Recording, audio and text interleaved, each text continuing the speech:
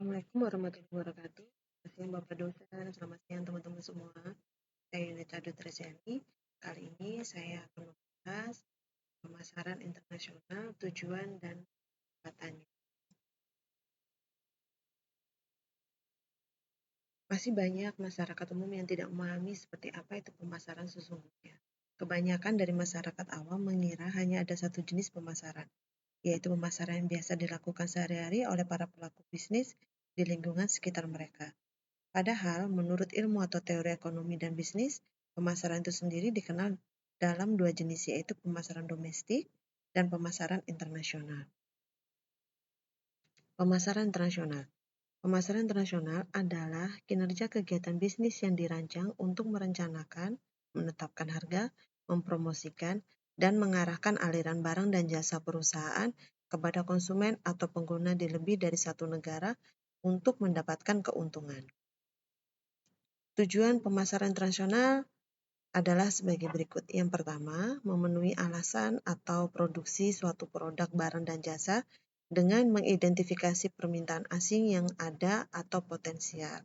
Kedua, penciptaan barang yang paling memenuhi persyaratan pasar internasional dibandingkan dengan barang yang diproduksi oleh pesaing. Yang ketiga, koordinasi dan perencanaan produksi, penjualan, kinerja keuangan dengan mempertimbangkan kepentingan pasar internasional. Yang keempat, meningkatkan metode dan teknik produk komersial.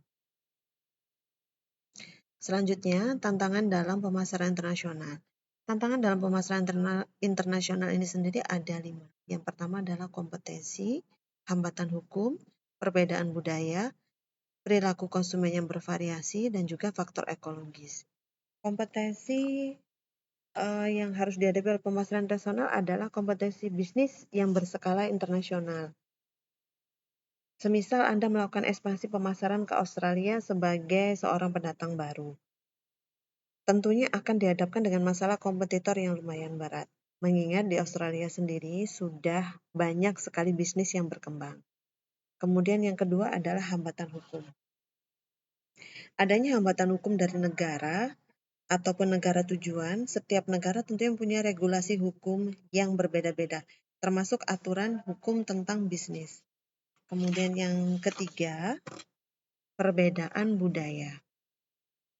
Dari segi hukum, setiap negara tentunya memiliki budaya yang berbeda-beda.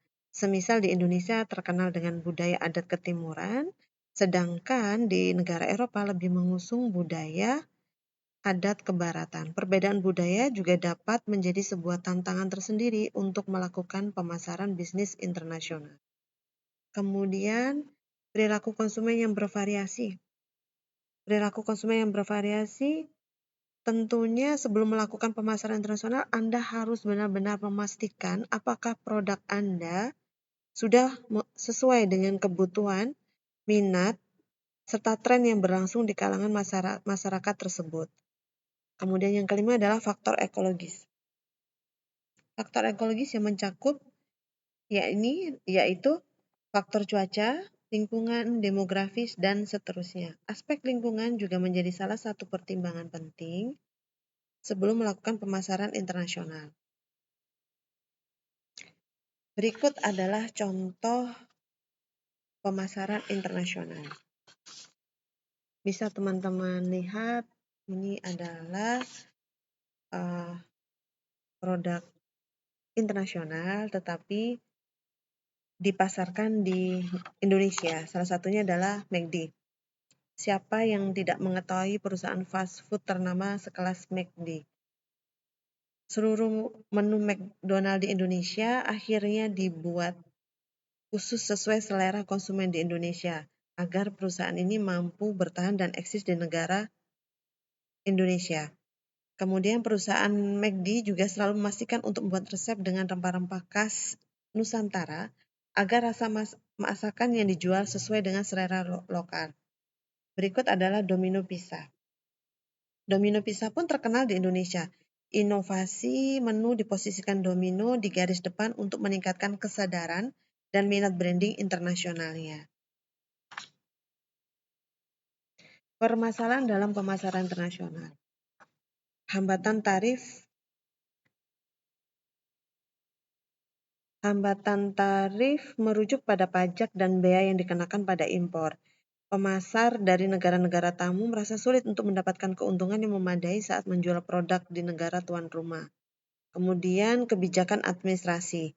Kebijakan administrasi atau aturan birokrasi baik di negara tamu maupun di negara tuan rumah mempersulit pemasaran internasional. Ekspor atau impor di beberapa negara memiliki formalitas yang terlalu panjang yang harus dihapus eksportir dan importir. Kemudian keragaman budaya yang cukup banyak. Negara yang berbeda memiliki peradaban budaya yang unik. Mereka menimbulkan masalah khusus bagi pemasaran internasional. Pelanggan global menunjukkan keanekaragaman budaya dan sosial dalam hal kebutuhan. Yang kelima, kendala tempat atau beragam geografi. Perdagangan di negara asing dari jarak jauh sendiri praktis sulit dalam hal produk yang mudah rusak. Ini adalah tantangan nyata mengekspor dan mengimpor produk melalui rute laut dan membuat pengaturan untuk penjualan yang efektif melibatkan lebih banyak waktu, juga banyak syarat akan mengandung risiko. Kemudian yang terakhir adalah variasi dalam nilai tukar. Setiap negara memiliki mata uang yang akan ditukar dengan mata uang negara lain. Mata uang yang diperdagangkan di setiap hari dan tarifnya pun dapat berubah-ubah di setiap harinya. Sekian pembahasan tentang pemasaran internasional dari saya. Terima kasih. Assalamualaikum warahmatullahi wabarakatuh.